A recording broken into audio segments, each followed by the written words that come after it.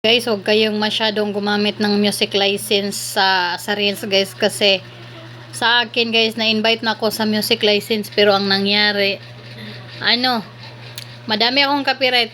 Pag mag-post kayo ngayon, tapos hindi pa yan makaka-copyright i-re-review pa yan, kasi every week si Meta nagre-review kung ano man yung violation natin. So pagkaraan mo ng isang linggo kaya 2 linggo, doon na yan siya makaka-copyright. Sa akin guys, marami na. Yung isang video ko nung nakaraan, pa yun, last month. Tapos tiningnan ko siya kagabi. So ang nangyari is naka-copyright siya. So na yung dashboard mo, hindi na yan siya magi-green doon sa in-stream ads. Kaya payo ko lang sa inyo, wag kayong masyado lalo na pag mga uso ngayon guys, hindi ko siya nire-recommend na gumamit kayo ng mga music license based lang sa aking experience guys, kasi na apat na upload ko at saka dalawang ko yung matagal na na-upload, tas nagkaka-copyright nga siya ngayon. So kailangan ko siyang i-delete para hindi magka-problema yung in-stream ads ko, kasi sayang kung hindi mo yun ma-unlock yung in-stream ads mo.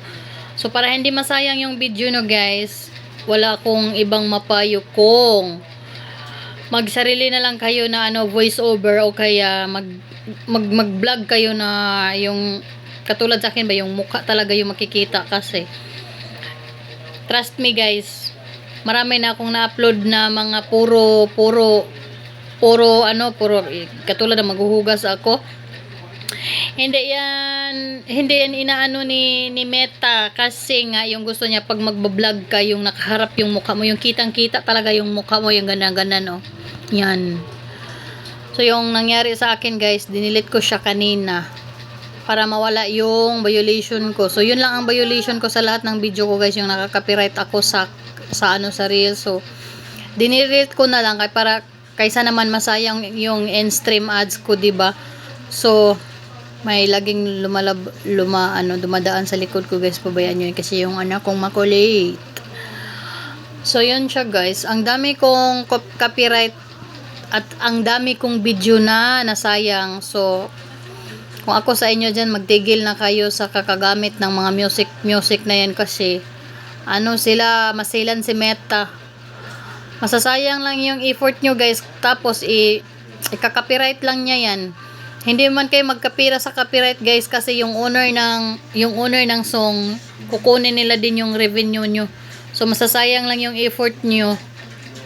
Yung sa akin ngayon guys is na lang, yung katulad nito ba, yung voice over na lang, para hindi na siya, o kaya magkanta na lang kayo while while nag-edit kayo, kumanta kayo, tapos yun ang gamitin nyo na voice na yung kinanta nyo, yun ang gamitin nyo na para pang doon sa nyo, sa video nyo, para hindi talaga sabihin ni Meta na kayo nang gagamit kayo ng music na hindi sa inyo.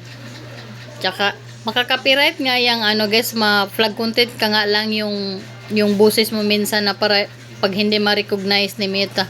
Iba-iba talaga ang policies ni Meta sa guys, sa mga content, sa ibang mga content din ba, yung iba nga nagkaka-flag content daw sila sa boses lang din nila, sarili nilang boses, pero hindi kita yung mukha, tawag doon yung yung nag-voice over lang sila.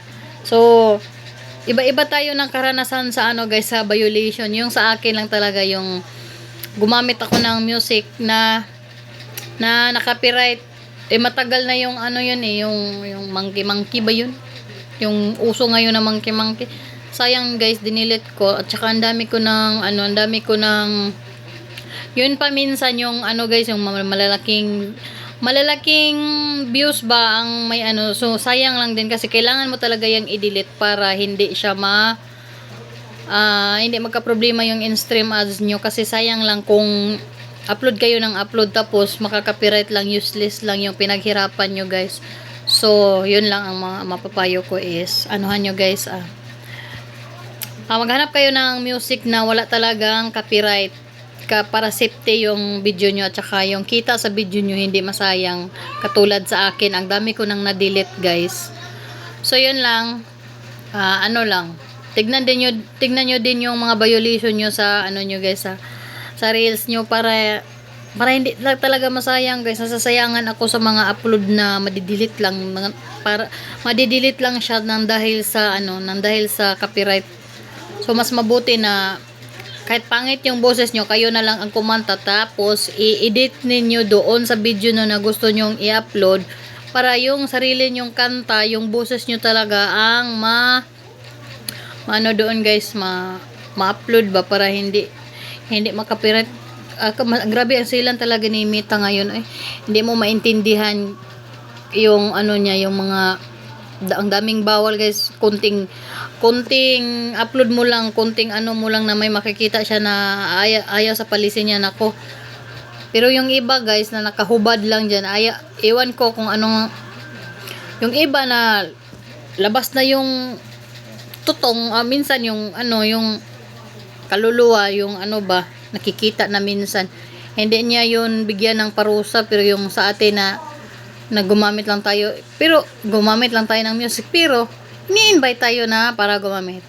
Kasi nga guys, nag-i-invite siya para may kita din yung may-ari ng kanta, kasi sila, yung revenue, 20% ba sa revenue? Yung 20% sa revenue ng may-ari ng ng may-ari ng kanta, manghingi siya ng 20% sa kinikita natin sa video na i-upload natin. So pira-pira lang din. Ganon yung negosyo sa ganon din yung strategy nila para magkapira din yung may pira na si Mita, may pira din yung may kahati din yung yung sa kanta, yung may-ari ng kanta.